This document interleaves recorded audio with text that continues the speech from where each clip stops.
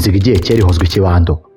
Uyu ni umugani baciye babonye umuntu wari umugira nabi atagifite uko agira, maze uwo yagiriye nabi nawe akamwitura ibyo yamugiriye, undi atagishoboye kumwigobotora, nibwo bavuga ngo inziga igiye kera ihozwa ikibando. Uyu wakomotse kuri Bitunganye na Rugaju rwa Mutimbo ahagana mu mwaka wa 1800. Iyi nsigamigani igaragaza uburyo Rugaju wari umutoni kuri Gahindiro yagiye agambanira kenshi Bitunganye ku mwami. Gahindiro mu ruhame nawe ntabwo yatinye kubwira Rugaju ko ntacyo azatwara Bitunganye, biri mu rwango rukomeye cyane hagati yabo. Aho Gahindiro atangiye yaje gukurwa n'umuhungu we Rwogera, we ntiyaza gutonesha Rugaju, ndetse haza amakuru y'uko Rugaju ari we waroze Gahindiro, maze ibwami batanga Rugaju. Iyi nkuru ikomeza ivuga ko nyuma y'itangwa rya Rugaju ngo yicwe, yaje kwisanga ari mu maboko ya Bitunganye, maze mbere yo kumwica amuhondaguye ikibando amugaburira umutsima utekesheje amaganga. Guhera ubwo ndetse na bugingo n'ubu imvugo iza gukwira hose ko inziga igiye kera ihozwa ikibando. Uyu ni n'umugani ushobora gucira hoza ari perezida wa Uganda Awong Idi Amin Dada Ume. Idi Amin Dada yahiritse ku butegetsi bwa Uganda Milito Obote mu mwaka wa 1971, gusa nawe byakurikiyeho nyuma ntabwo byamuguye neza. Obote yari inshuti ikomeye cyane ya perezida Julius Nyerere wa Tanzania, amufashiriza hamwe n'abandi bari batembagajwe n'ingoma ye kwisunganya no kumwitura, nawe aza guhirikwa ku butegetsi. Byatumye ibihugu byombi birebana y'ingwe. Uyu munsi kuri Jado Dukuze Official tugiye kurebera hamwe uko Idi Amin Dada yafashe ubutegetsi, ariko nawe akaza kwisanga buhiritsweho. Ibi nibyo byateje intambara yiswe Uganda Tanzania War. Intambara Uganda na Tanzania bigakomeza uruhererekane kuri Yoweri Kaguta Museveni uyoboye Uganda kuri uyu munsi. Bamwe mu basirikare bamufashije bakaba barimo na RDF yahoze ari APR, by'umwihariko mu ntambara yiswe The Bush War twaje kukubwiraho hambere.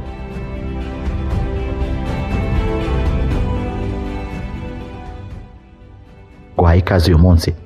Mu mwaka wa 1971 uwari Colonel Idi Amin Dada yabaye perezida wa Uganda nyuma ya kudeta ya gisirikare yahiritse Milito Obote.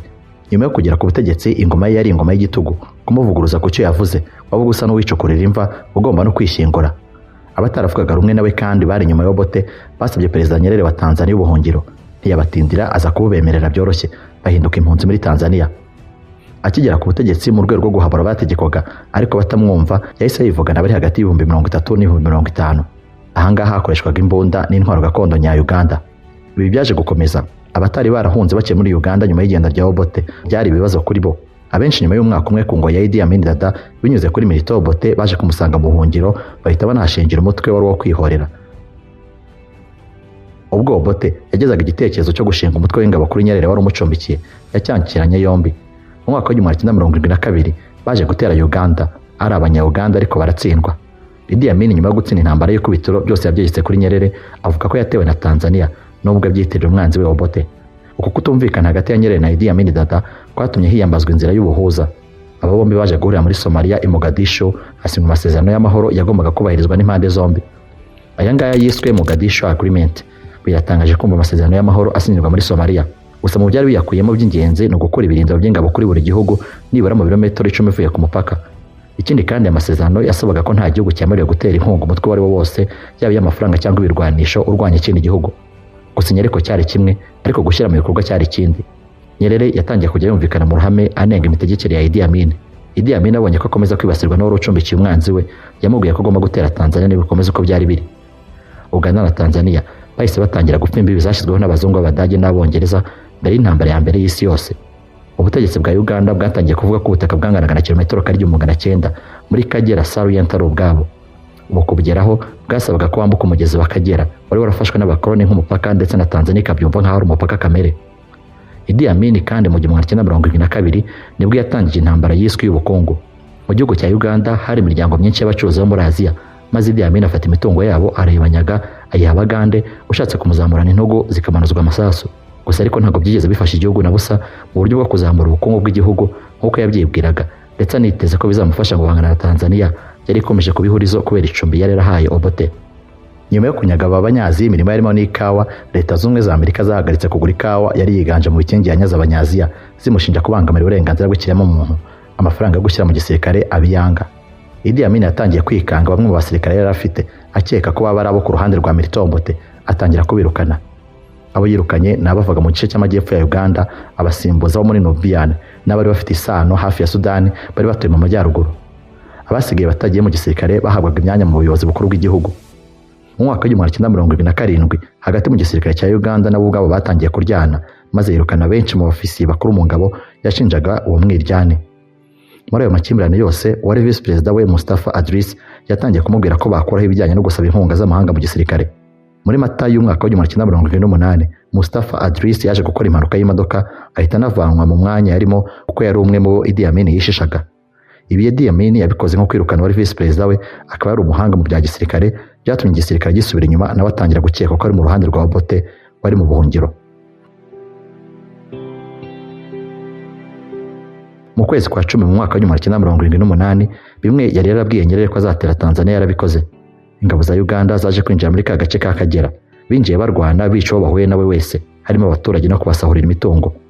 Perezida Nyerere yahise atangaza ko intambara bashoweho bagomba kwirwana nta kabuza. Ingabo za Tanzania People's Defense Force zifite umusada w'Abagande b'impunzi baje gushoka urugamba. Mu ngabo zari inyeshyamba z'Abagande zarimo n'izari ziyobowe na Yoweri Kaguta Museveni uyoboye Uganda kuri ubu. Bose umugambi wari umwe, wari uwo gukuraho Idi Amin Dada. Igisirikare cya Tanzania cyari gifite brigade zigera kuri enye, maze iyo mu majyepfo ahitwa Songea abarayitangira imirwano. Iyi brigade yakoze urugendo rurerure iza kugera Bukoba Kyaka, bahashinga base militaire, hanyuma basigaye berekeza Tabora. Uwari minisitiri w'intebe Edward Sokoine yatanze amabwiriza kuri ba ofisiye ko bagomba gukangurira abantu bose kuza mu gisirikare bakarwanira igihugu. Mu gihe cy'ibyumweru bitagera kuri 3 ingabo zari zimaze kuva ku 40,000 zimaze kuba 150. Aba barimo abapolisi bavuye mu bikorwa bya gipolisi baza mu ngabo, abari bafungiye amakosa bakoze mu gisirikare bararekuwe bajya ku rugamba, n'abandi basivili basanzwe. Abenshi mu baje gutanga umusada boherejwe kurinda umupaka wa Tanzania mu majyepfo. Izi ngabo za Tanzania kandi zaniyongereho za Mozambique nk'igihugu cyari giteye ingabo mu bitugu TPDF. Batayo ya 800 yahise yerekezwa muri kano gace ka Kagera. Uganda nayo yagerageje gukora nk'uko Nyerere yabigenje, gusa binjijwe mu gisirikare bagera ku 10,000 nta myitozo ari ihagije bari bafite. Rwarambikanye ingabo za Uganda zitangira zitsindwa na Tanzania na ya mitwe yarwanyaga ubutegetsi bwa Uganda. Uganda imaze kubona ko ishobora gutsindwa uruhenu, Idi Amin yiyamaje ari perezida wa Libya Muammar Gaddafi amubufasha bw'ingabo n'intwaro. Uretse abanyalibya kandi Uganda yakodesheje abacancuro muri Palestina bose binjira mu ntambara. Muri Werurwe y'umwaka wa 1979 ingabo za Idi Amin Dada n'abandi bose bamurwaniraga batangiye kubona kuzatsinda urugamba bigoye bitewe n'ibitero bikomeye bya TPDF. Muri operation yiswe Chakaza yo ku itariki ya 6 Ugushyingo yari yitezweho gutembagaza Uganda, byanangiye bitagenze nk'uko byari bikwiye, biza kurangira zikererewe. Ingabo za Tanzania zisa n'izisubiye inyuma. Ukwezi kugezemo hagati ingabo za Tanzania zarashe budakuraho ingabo za Uganda, maze ziriruka bazirasa umugenda babirukana burundu ku mugezi wa Kagera mu gace ka Southern Bank. Idi Amin Dada amaze kubona ko ari gutsindwa, avuga ko yakuye ingabo za Uganda muri Kagera, anasaba umuryango wa Afurika yunze ubumwe kubyemeza nk'intsinzi ya Uganda. Ingabo za Tanzania zarabyamaganye ndetse zikomeza kurasa. Uganda yari yatangiye imirwano ifite gahunda yo gufata Tanzania, byarayihindukiranye. Bya bindi gumanika hagati wicaye wajya kukamanura ugahaguruka. Muri Mata mu mwaka wa 1979 yaje kugeraho ubucirirwa mugari twatangiranye, ugira uti inzigo igiye kera ihozwa ikibando. Muri uko kwezi bari bamaze gusubiza inyuma burundu ingabo za Uganda, banageraho bazisanga mu murwa mukuru Kampala. Tariki ya 6 Mata urusaku rw'imbunda rwari rwinshi cyane, harashishwe imbunda zikomeye. Brigade ya 280 y'ingabo za Tanzania yarakomeje ifatwa hitwa Entebbe. Babasirikare ba Libya baje guhunga, gusa mu guhunga kwabo bagwa muri ambushi ya Tanzania barasirwa gushiraho.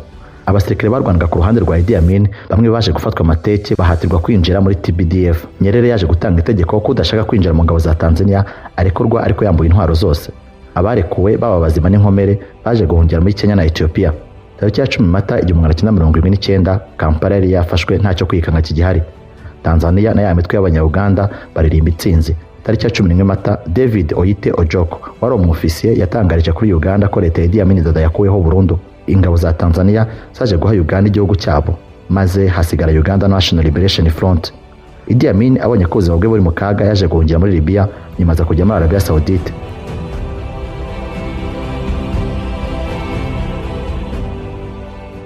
Tariki ya 13 Mata 1979 Yusufu Kironde Rure yahise atangazwa nka perezida wa Uganda nyuma y'intambara.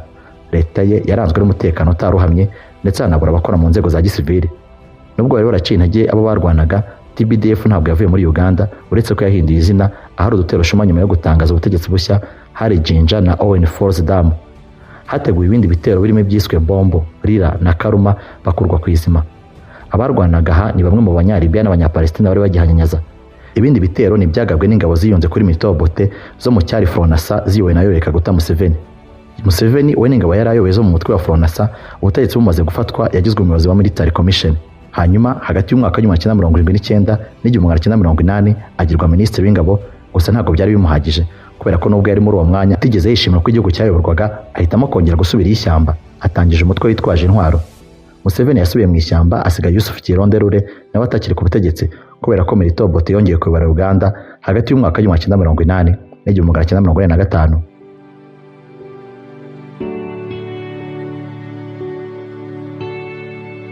Abafatanyije na Obote gufata ubutegetsi barimo Museveni nibo batangiye kumwihinduka. Tariki ya 26 Mutarama 1946 Museveni n'ingabo ze zafashe Kampala. Tariki 29 Museveni yatangaje ko ari perezida wa Uganda, ibyanatangije leta nshya inacyobeye n'ubu. Urubuga rwa The Great Lake Eye ruvuga ko ingabo z'u Rwanda zabohoye igihugu cy'u Rwanda ziri mu zarwanya urugamba rwa Bush War rwabohoye Uganda.